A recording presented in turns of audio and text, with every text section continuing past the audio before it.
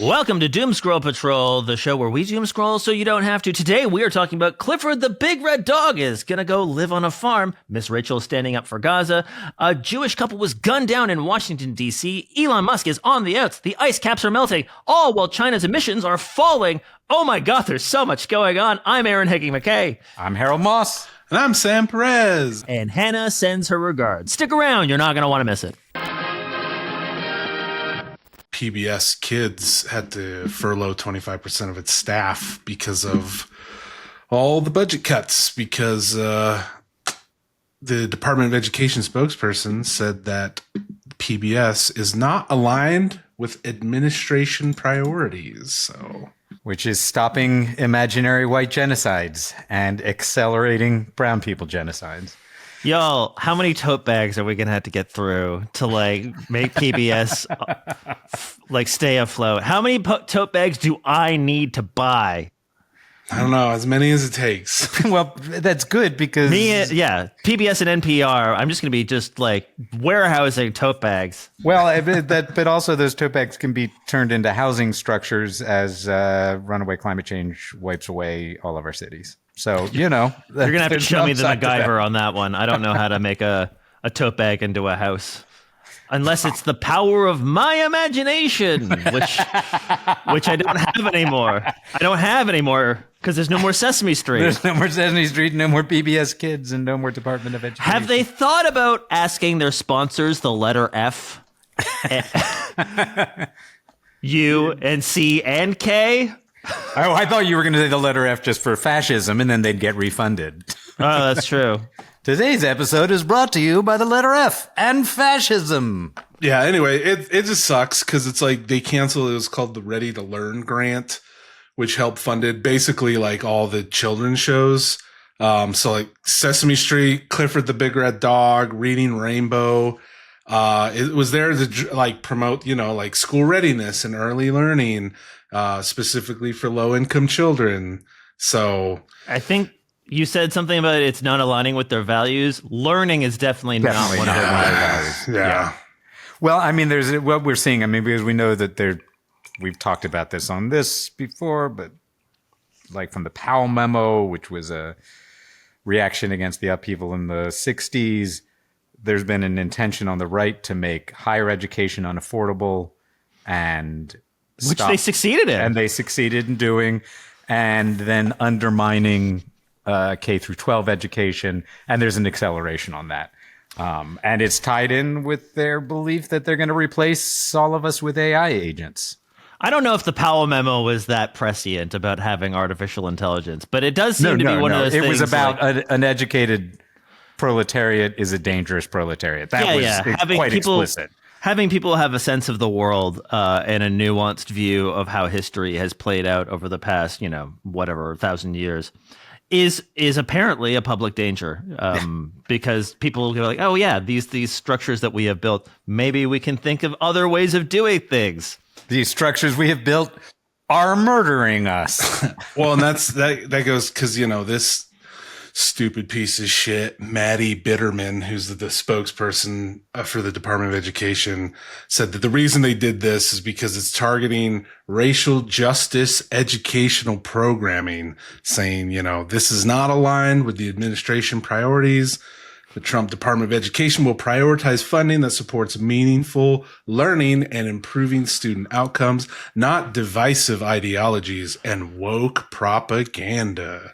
Well, I mean, the fact is that it's literally Bitterman. Yeah. Bitterman. Yeah. Apropos. Bitterman. Yeah. I mean, the fact is that Sesame Street did work to help challenge racism. Yeah, that's the whole point. It was for black and brown kids. It was for black and brown kids and for the white kids. I mean, and I even know an old friend of mine grew up in really racist Tennessee. Racist family, racist neighborhood, racism all around him. But he watched Sesame Street and he looked around his racist ass cracker street and was like, I don't like this street. I like Sesame Street. They're much cooler there.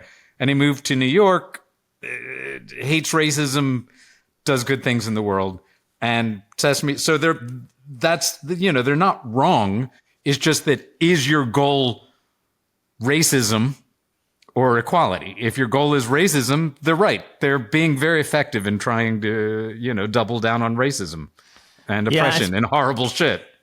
I suppose racism is this really convenient tool to align poor white folks with rich white folks. Yep. Oh yeah. To get rich white folks to do what to get rich white folks to control the poor white folks and then just exploit everyone. Yep. So, and maybe they put that on Sesame Street.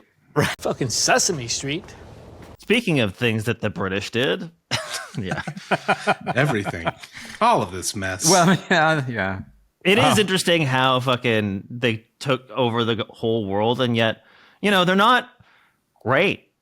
Like, just go to England, and it's like, really? These people?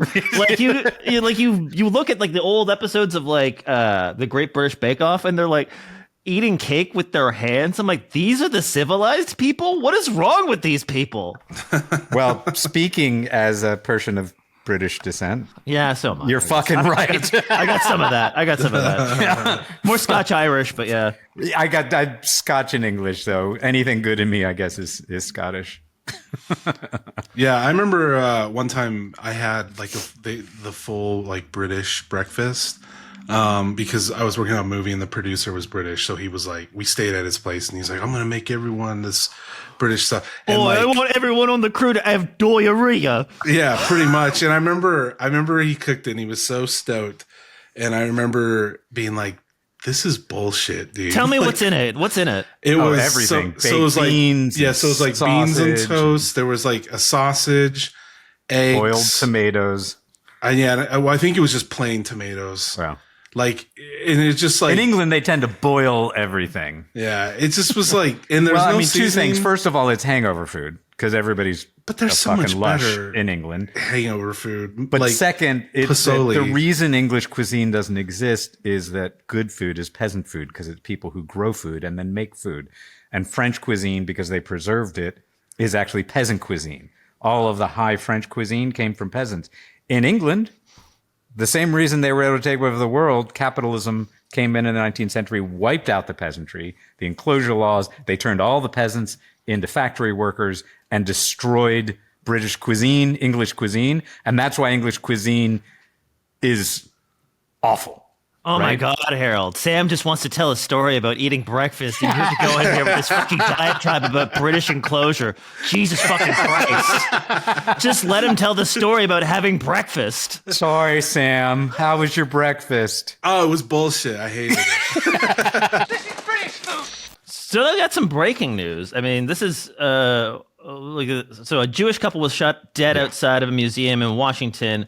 And the alleged shooter he was yelling like "Free Palestine" while being arrested. This is weird because like the guy, the victims, Yaron Lashinsky and Sarah Lynn Milgram, they did work at the Israeli embassy, but these don't seem to be like vehement, like let's bulldoze Gaza people. The event that they were at, which was outside of the Jewish Museum in Washington, organized by the American Jewish Committee. So according to one of the organizers there, she says, I'm just going to read from here. Jojo Callan, a board member of the American Jewish Committee who helped organize the event, said she did not witness the shooting, but felt a sense of guilt about what happened. Quote, I'm not going to lose my humanity over this or be deterred, and that Israelis and Palestinians both still deserve self-determination, and it's deeply ironic that is what we were discussing. Like, this is kind of the event that they were at. It's not like a show up in like Netanyahu rally sort of thing and be like, yeah, let's just keep in mind 70% of Israelis don't like what's happening. Well, they don't like Netanyahu. They don't like Netanyahu. It's a much lower. They are cool with. They want an end to the hostilities. They want an end to the hostilities, not necessarily to the ongoing genocide. Sure, there's a whole. To be fair, I think we're kind of in a triage mode at this point, right? Which we're going to get into in a little bit. So, but the shooter apparently he fired into the group of 4 people, killing the 2 that we mentioned already, and then he just wandered into the museum, just kind of silently. Then people were like, "Whoa, no, what's happening with this guy?" They thought he was like some sort of like he heard the gunshots and just wanted a safe haven or whatever, and people started bringing him water and stuff. And then at some point he just was like, "Oh, free Palestine! I did it for Gaza." And so this person is clearly not well. Yeah. And I don't like how this is almost certainly just going to be one of those things that's going to be leveraged to crack down on anyone who says free Palestine. Yeah, Or I was about to say goodbye to the First Amendment here in America after this one. Yeah, well, it's definitely going to be used as a propaganda tool on. Like this could easily be used as one of those things. I mean, I already saw one. I can't remember his name, but one Republican representative calling for the literal nuking of Gaza in response to what did they do to deserve that? They didn't do anything. Said it was like we have to do like we did to Japan, which we nuked twice. And we need to do the same thing to Gaza because of one mentally ill person. Japan didn't even deserve that. No one deserves that. Yeah, but no one deserves to be nuked. It's already no. I can't believe we're at the point in which we need to say don't nuke people. Don't nuke people. Yeah, it's not a cool thing to nuke people. But they've already dropped more explosives on Gaza than they did on Japan. I mean, it's just. Is that true? Yeah. Like in terms of tonnage. Yep. Mm-hmm. Does that include the atomic bombs? I think it's both of them, right? I mean, this feels like a fact check thing. Yeah. Anyway. Yeah, I'm going to fact check it. Sorry. It was in November. It was more bombs dropped on Gaza than Tokyo during World War II, to be fact checked on it. Tokyo, which is a massive place. Firebombing campaign. And a firebombing campaign. And if you ever saw Grave of the Fireflies, the Studio Ghibli film about dead babies in Tokyo, it was pretty horrific there. It says it was Israel dropped 70,000 tons of bombs on Gaza Strip since last October, exceeding World War II bombings combined of Dresden, Hamburg, and London. Wow. This is back in 2024. So it's probably more than that. Oh, it's more than that. So it'd be more than that now. Yeah. So this is, the ongoing stuff. We could talk about the accelerating campaign now. Netanyahu is now saying, like, we're going to go in there and we're going to control all of Gaza and all of the aid. And the UN agency saying there's 14,000 babies in danger of starving to death while the food sits in trucks. So I saw that was getting widely shared. The claim there is UN humanitarian chief Tom Fletcher said 14,000 babies will die within 48 hours if food is not delivered. And then later 48 hours was. Well, that was a claim he had to kind of walk back because it's like, that's a very oddly specific thing, right? But it is also, it doesn't undercut the fact that it's just immoral to deprive children of food. I think they are already dying, and there's 14,000 babies in near-term danger of starvation. What the time frame on that is? Which ones will die in days? Which one will die in weeks? Is that, again, that's pretty much that I can't believe we're in the tell people not to drop bombs. Is like, hey, maybe we shouldn't starve babies to death. So that's really led to a lot of pushback because the images, they're just horrible. They're horrifying. And it has so Netanyahu is now sort of caving to some of the pressure from, so you have like Canada, France, and the UK threatening sanctions against Israel if they didn't start letting food trucks in. So starting basically in the last few, couple of days, there's been like 90 food trucks, 100 food trucks, like basically a trickle of trucks, according to the Red Cross, is woefully inadequate. Only the rapid, unimpeded, and sustained flow of aid can begin to address the full scope and need on the ground. But they're letting in a little bit. Letting in a little bit. Yeah. Just so they can have a video image of some truck going through. Well, I thought it was interesting how, Netanyahu saying basically that the decision to resume aid deliveries to Gaza came from pressure from our allies, and he doesn't say who exactly, but they're expressing concerns over, quote, images of hunger. Israel's, quote, greatest friends in the world, he said, without naming the actual countries. There is one thing we cannot tolerate. We cannot accept images of famine, mass starvation. We cannot tolerate that. We will not be able to support you.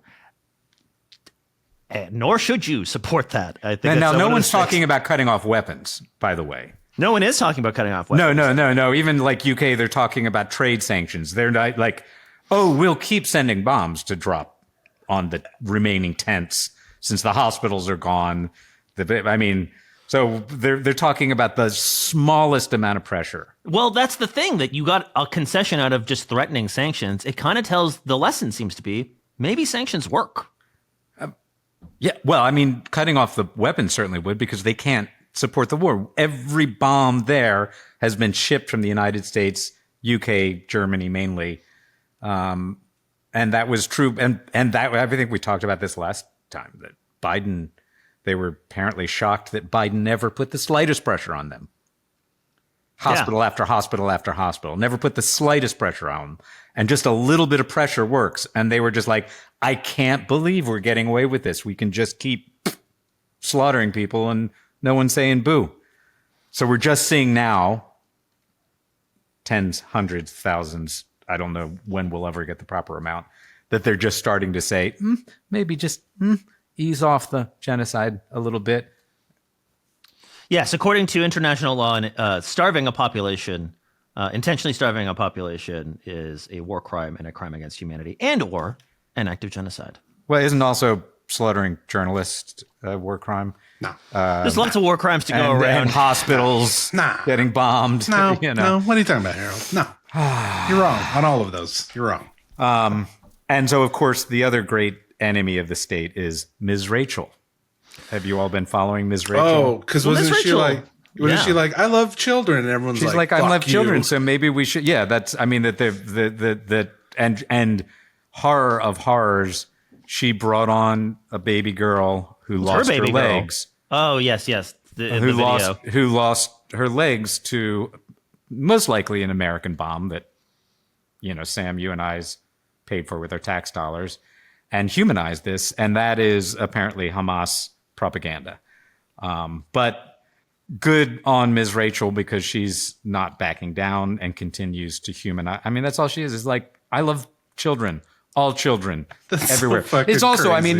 this is, to tie it back to the Sesame Street stuff earlier, the idea, the value that all children have value, that all children are worthy not only of life, but of thriving, of health, of education, is honestly the most danger value to the fascists, right?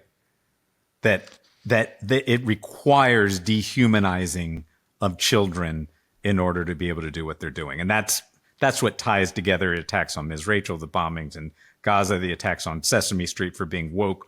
All of that is, you need to dehumanize even the youngest children in order to justify what you're doing.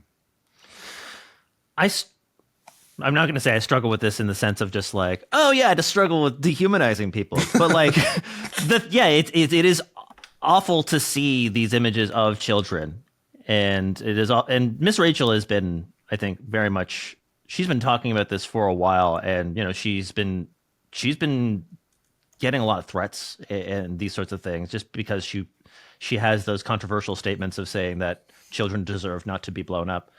And not to be fucking glib about it or whatever, but like it should be an uncontroversial statement. And we were all children once.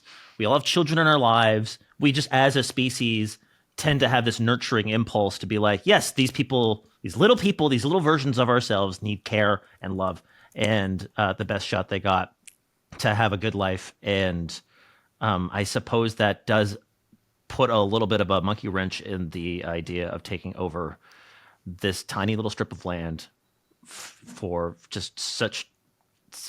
these. I don't even, the madness of it all, just the inhumanity. And I think the thing that we need to keep is our humanity. And let's just be frank. If we are going to make it through this rather tumultuous and difficult period in history, it is not going to be on the basis of ethno-states and genocide. Right? ethnostate and genocide are not going to help us survive. Even if they were, I'd rather not survive, but they're not. That's definitely not just the moral wrong side of history. It's just a rapid speeding up of our descent into an unlivable planet. I think we do need to start telling the story as like a one of universal humanity and care. And it's hard to tell that story when the entire media ecosystem is bent on dividing everything for the stupidest shit. And I think we got to stop. We got to start focusing on the bigger picture of just everything is at risk, including the survival of our species and all the survival of every other species. And that humanity, recognizing that humanity and care is actually core to our survival as a species. It's not it's not liberal snowflake woke stuff. It's literally, that's the central core question about whether we make it through, whether we win the fight to recognize the humanity of all humanity. So speaking of people on the other side of that question, I'm going to toss it to you, Aaron, again with our favorite wannabe trillionaire. So some good news, though. Elon Musk is just fucking floundering. The guy is not doing well. And I think there's a whole, like, to use the meme, well, if it isn't the consequences of my own actions. So he recently did like just this off the rail interview with Bloomberg. He was speaking at sorry, I've forgotten what it is, the Qatar Economic Forum in Doha. And he did an interview, the interviewer, just God bless her. I didn't write her name down, and so I'm an idiot, and now have to like look up her name in the article. Give me a second. Please cut this out. Aaron's a dum-dum. No, we're leaving it all in. I guess it's good. We got to feed the content machine, bro. We got to feed the content machine. And making fun of each other and being mean is what the content machine wants. Yeah. Being mean for the content machine. Although the content machine didn't like that last clip I tried to upload to TikTok where Harold talked about like billionaires being kings. I don't think it's still uploaded yet. I think it's still under review on TikTok. Aaron is a big old dummy. Well, I found the name. Okay. No, it's fine. It's just we were talking. Yeah, it's still under review. It's still under review because I called them God Kings of Mars. Was it that quote? Yeah. Yes. Still, it's been like 12 hours. Oh yeah. I mean, TikTok can be very, it can be very touchy over things, and it's very, if you use certain words. I remember I made a joke of like calling somebody a Nazi or something like that, and just the use of that, because the person was literally a Nazi. No, again, they had like a Nazi symbol on their car or whatever. I'm just like, what the fuck is this thing? And then they're just like, you're a Nazi. They just accused me of being a Nazi for showing it in the video. So it's, the algorithms are not that smart yet, and maybe it's. That happened. I made that video about the Navajo use of the swastika and like back in the day and how we don't use it anymore. But it like flagged it, and then I had to like appeal it. But then it went through. But still, it was like. But it's just interesting because this one's not technically like, Harold's not saying very infuriating things. Like he's just like, hey, they all want to like treat us as slaves, and like that's what they're doing. Like Harold has said, or any of us have said way more. Like the clip on the daily. Yeah, the clip of me talking about how great it was, the assassination of what's his name, the Prime Minister of Japan. That one like skated on through. So like that's. I mean, of course you were joking. But I also feel like, we were making jokes about an assassination. Anyway, the point is that TikTok is very sensitive about like American criticism right now for obvious reasons. So that their content moderation is hypersensitive on those sorts of things. So anyways, back to TikTok doesn't like me anymore. Yeah. Oh yes. So UK broadcaster Michel Hussein, thank you for finally finding that, interviewed Elon Musk, and he's just there's a whole, like, it's like 30, 40 minutes, and it's just absolute bonkersness. But there's a couple of clips that we can kind of just go through if you want to just have a little react sesh. So this one's 2 minutes. Do you want me to just drop them in? How do you want to do this? Yeah, put it in the studio. Or chat. I can share a thing. Yeah, just drop them in. Drop them in the chat. All right. So this is the studio chat. I'm just dropping these in. So this one's in response to he's talking about South Africa. And did it make you regret or think twice about your political endeavors?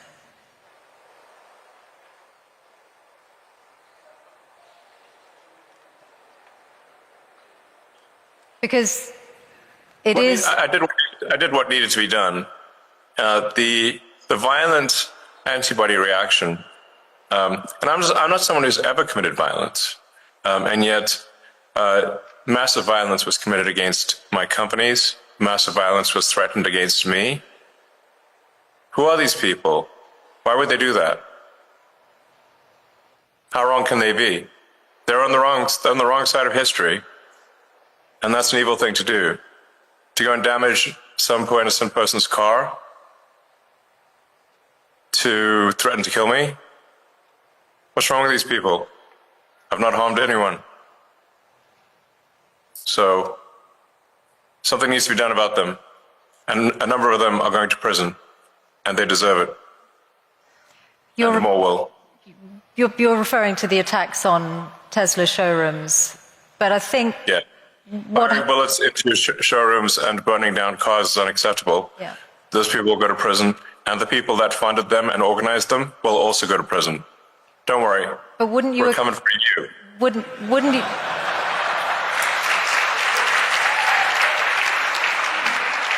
But wouldn't you acknowledge that some of the people who turned against Tesla in Europe were upset at your politics, and very few of them would have been violent in any way. They just objected to what they saw you say or do politically. Well, it's certainly fine to object to political things, but it's not fine to resort to violence and hanging someone in effigy and death threats. That's obviously not okay. That's absurd. That is in no way justifiable at all.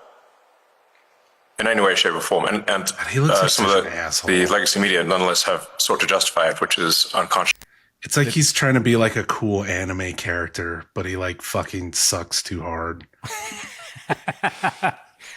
You can't even weeb properly. No, he can't. That's what's crazy. It's like, you know how easy he's it is a wannabe weeb. Yeah, richest man in the weeb. world, and he's a wannabe weeb. Yeah, what an asshole. He's melting down, but I would say you were saying that he's been, clearly he pulls like a fucking anchor because nobody likes Elon Musk except for the few people who pretend. Well, I think there's some other just real hard right losers who still have polished his knob to a bright shine. But he's not really going away. That's the thing. He's melting down. They quit talking about him. He's not in the news so much. He said he's getting out of politics. But the fact is, he was on the plane and in Saudi Arabia with Trump. He was in the Oval Office when Trump was trying to lecture the president of South Africa on his delusional white genocide. And even one of the richest white South Africans was like, basically, and that was like, no, there's no actual white genocide. Everything you've just shown is disinformation. But he was there. He obviously was behind that policy of saying that there's a white genocide in South Africa, which clearly the end of apartheid is still like his rosebud. Yeah. It's his origin story of hatred is the fact that apartheid was overthrown and he still hasn't gotten over it. So he still owns Trump and the government, they just realizing he's not a very good spokesperson. So just specifically on that clip, I do think it's hilarious how he's just like, do you think these are racist laws? And she's just like, well, they apparently don't apply to you. Like, because you're getting around them anyway. And he's like, well, answer the question. She's like, I'm the interviewer. This is an interview about you agreed to. So this is that's not how this works. And he's just like, oh, you got to answer the question. Like, just fucking anyway. But yeah, you're right. The MAGA wing or the MAGA Republicans have basically stopped talking about it. Politico did a thing, basically asking why has Musk disappeared from the spotlight. And he is like the most overexposed man. But it is interesting that they do just a little bit of like, how many times has Trump tweeted about him? And he was tweeting about him like an average of 4 times a day until, the end of March. And then it just dried up. They just But again, they're still trying to get people to sign up, countries to sign up for Starlink in order to get tariffs reduced. I thought that was an interesting bullying tactic that the U.S. has been doing this for a long time, but it's now specifically to benefit this fucker. Yeah, so his ownership stake in the U.S. government has not reduced, as far as I can see. It is his realizing that exposing the world to him just is an anchor on everything. So do you think that's why he's not as like shown in the news as much? Oh yeah, yeah. Everyone's just like this fucking. Well, they saw in Wisconsin where he tried to buy the Supreme Court thing, and everyone was like, "Fuck this awful cheese hat." So there was a GOP operative again in this Politico thing. GOP operative who was granted anonymity to speak frankly says, "quote He's finished, done." Gone. He polls terrible. People hate him. He'd go to Wisconsin thinking he could buy people's votes, wear a cheese hat, and act like a 9-year-old. It doesn't work. It's offensive to people.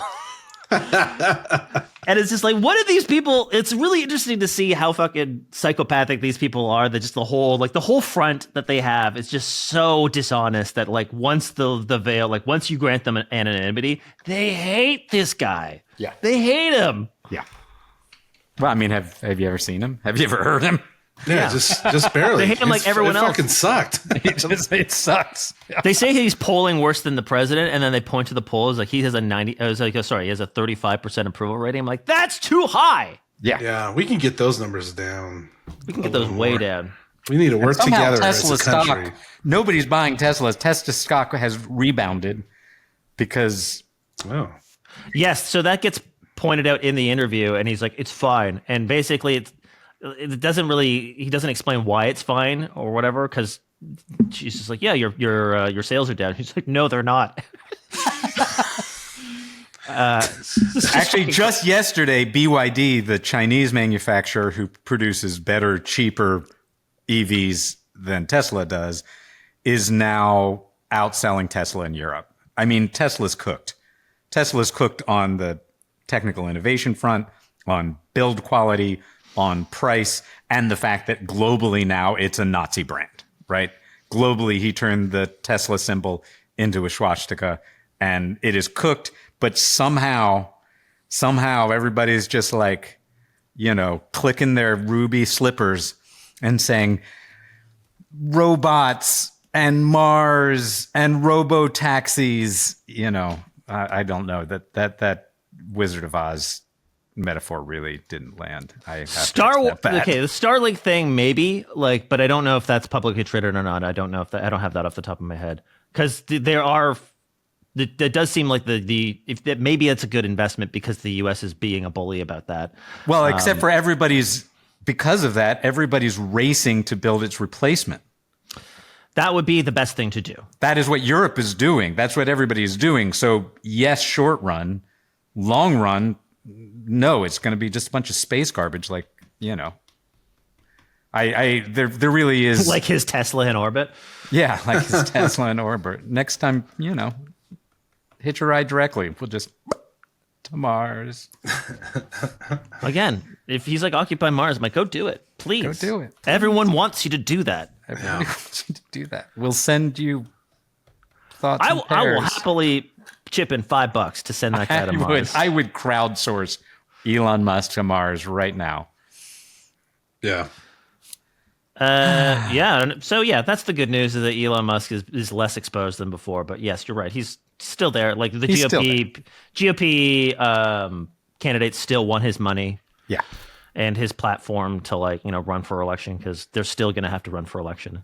You may not have to vote, you may not be able to vote for the president, but you'll still vote for your representative. But there's also, looking at Musk, one of the news stories that's out is there's a guy named Jonathan Buma who was FBI, part of the FBI. He was arrested for whistleblowing.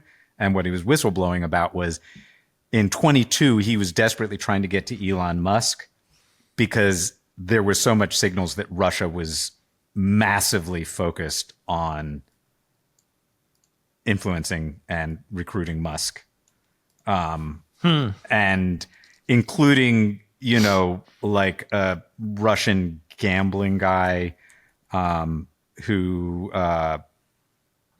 he was being targeted by different guys. There's a guy named Igor Kuganov, a Russian-born ex-professional gambler, who was living with him during the pandemic, and Musk was going to take over all of his charitable giving. He was living with Elon Musk? He was living with Elon Musk, okay.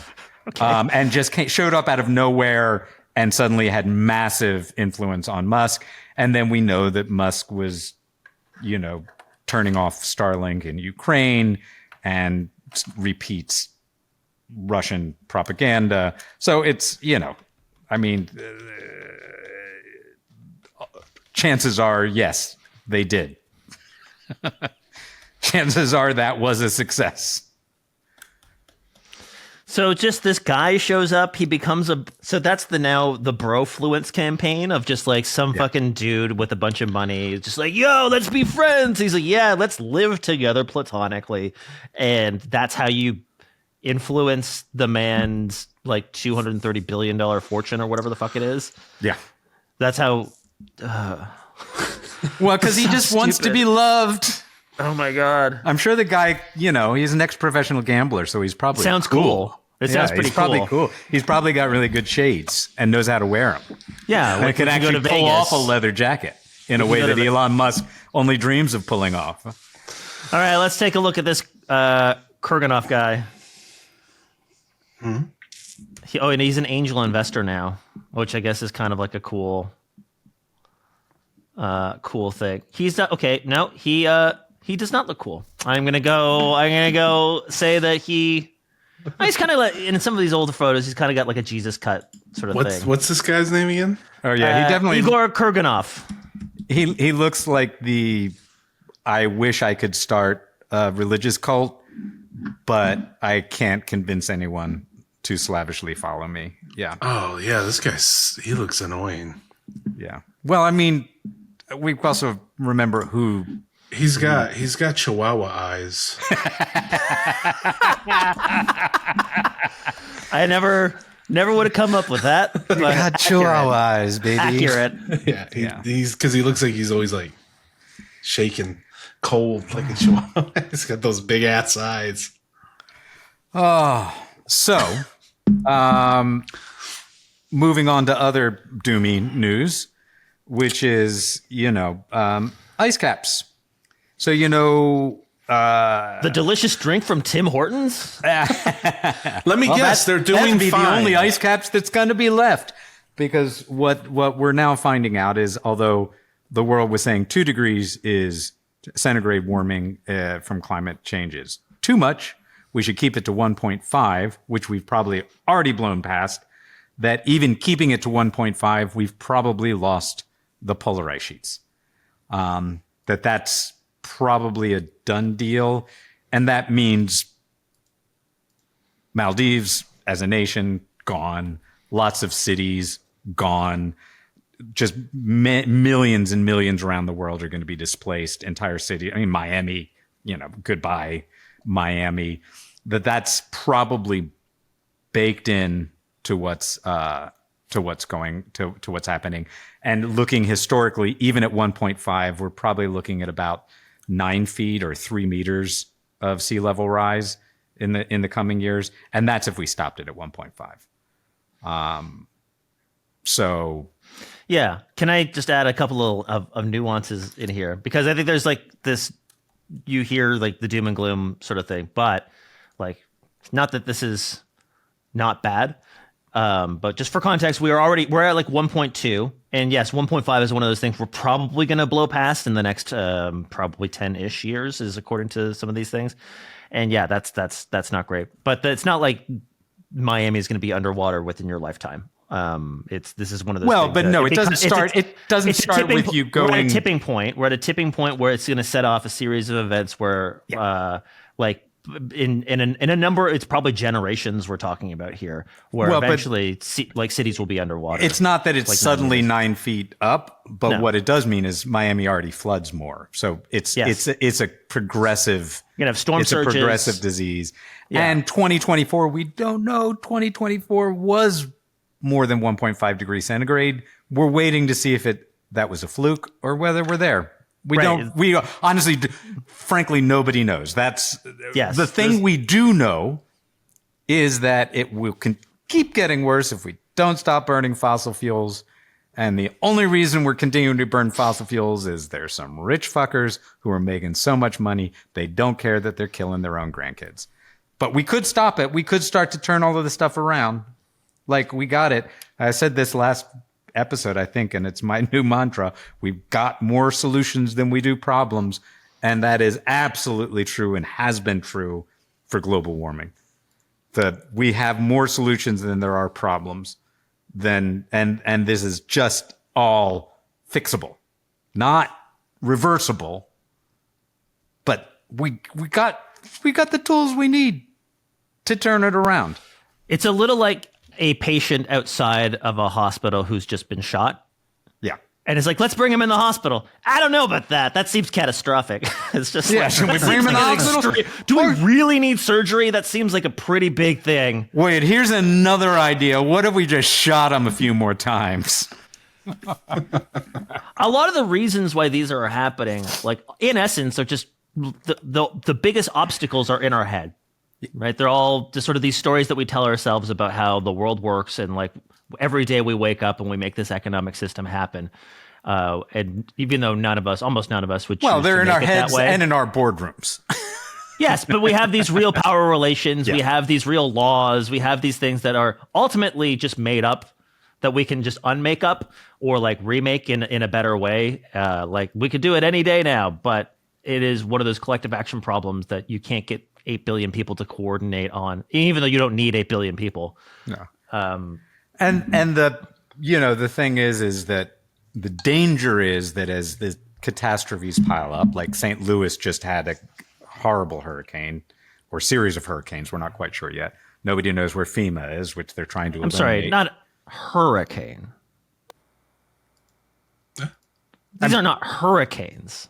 Tornado. Sorry. Okay. I'm just like, hurricanes didn't just happen. We would know if hurricanes just happened. Okay. Tornadoes. Storms and yes, I flipped the words. Yeah, no, it's fine. Yeah. It was a little brain fart. Yeah, because I'm like, that's usually no. Tornadoes and storms that decimated St. Louis, and FEMA's St. not Louis. there. Yeah, sure. And the problem is that they are quite intentionally not just abandoning, but they're going to be using the catastrophes that they're causing to try and strengthen the authoritarianism and the fascism. And that's the real danger, is that they will use. It's more like, at this point, they took the patient, wasn't a patient was walking healthy down the street. They pumped a couple of bullets in him and then said, oh my God, this guy's been shot. And they're like, should we take him to the hospital? No, we should shoot him some more. And now we need more police, right? And they need tanks. This feels like, I think maybe the thing is just, I know I'm against torture, and I know I just tortured that metaphor to death. But. Sure. I'm just trying to think if the analogy is more like medical debt, where it's like you now have to pay off the fact that you just got shot. Yeah. And to do that, you have to make these sorts of concessions that will affect you for the rest of your life. And this to me just feels like you are no longer part of a country that takes care of each other anymore. But they're also essentially weaponizing aid against your own citizens. But they're also using it to pump more fossil fuels and burn more coal and do everything they can. Yep. But on the solution side, and this isn't some miracle that's going to solve things, but China's CO2 emissions fell for the first time. Now, China's got all sorts of, they're still building coal plants. There's all sorts of things, but that's because they've doubled down on renewable energy. So they are still massively growing an industrial economy. They're doing all sorts of things that we probably need to not be doing, but simply because they recognized, oh my God, what's the way to dominate the world? Produce all the renewable energy that everybody's going to need and do it in quantity. And they scaled up much faster. So their CO2 emissions are actually falling for the first time, which is kind of flies in the face of the, everybody, the most nonsensical what about China thing. Yeah. But it actually shows that they are in no way undermining. I mean, we've talked about, and we'll talk about again, degrowth and whether we need a different kind of model of economy and industry. They're not building a different model of economy and industry. They're not fundamentally rethinking the priorities of global capitalism. They're just building renewable energy at an incredible pace, and they're actually turning the corner on their CO2 emissions. I think it's really interesting how China has become this thing. Again, they build coal plants and gas plants and these sorts of things. And that is, a lot of those are there as peaker plants. Yeah. So like when solar is not happening or whatever, it's like we turn on the gas plant as a backup, right? It's one of those things that they have as a thing to, like when the renewable electricity isn't there. Another thing that I think is interesting is that China is basically doing this because they don't have oil. They don't they have to import it, and it's very expensive to do that, and it also makes you dependent on other places. So this is an energy sovereignty play as much as it is also a technology play to then sell to the rest of the world. And they thought about this, and because they have some sort of industrial policy that looks a little bit more towards the future than literally anyone else, then they made it happen. And climate is going to cause big problems because their entire food supply based on Tibetan glacier water, a big chunk of it, is endangered by climate change. So they also recognize long term that you've got to turn it around. But it just shows that even without solving the needs to be solved problem of what our modern industrial society and how its priorities are lined up, that we could be bending the curve on emissions rapidly. They're using more energy. That was one of the interesting things in China, is that their CO2 emissions fell while their energy use increased. Yeah. Yeah. Because their share of renewables keeps growing. And it's exponential. And thorium reactors. And they're now making. Yeah. But I mean, but they're also it's exponential, and they keep breaking their own targets. So that's probably going to speed up, not slow down. That whataboutism is slowly going